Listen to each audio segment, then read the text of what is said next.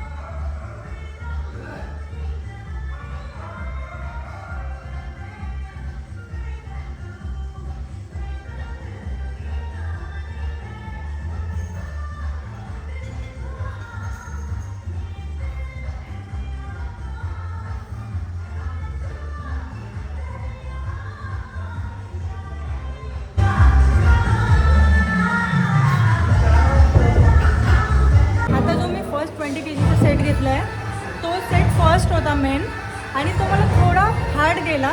तर same weight ठेवून आपण जास्त रिपिटेशन मारायचं ट्राय करू.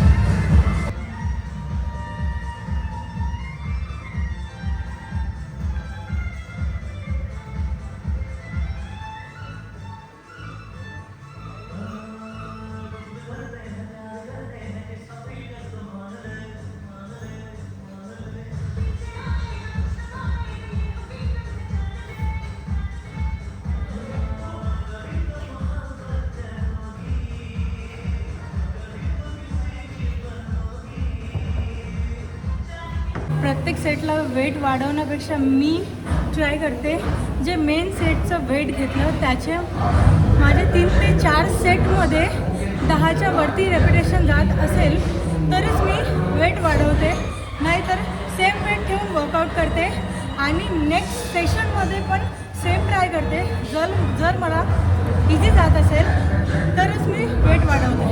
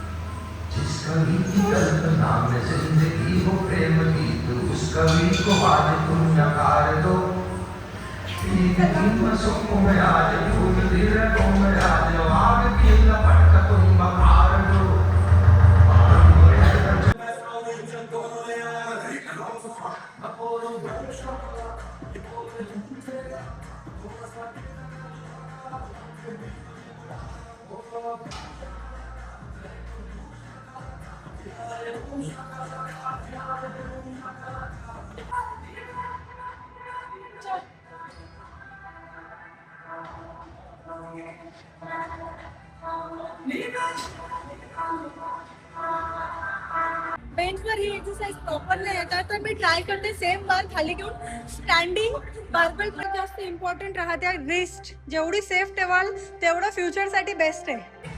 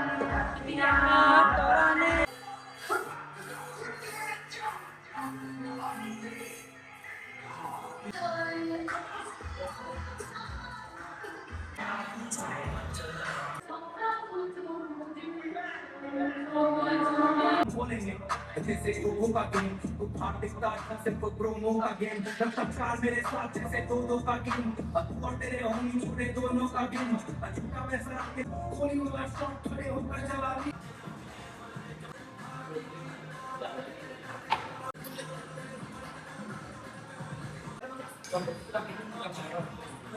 वरून परतल्या जो पाऊस सुरू झाला ना एकदा बघा सगळीकडे पाऊस.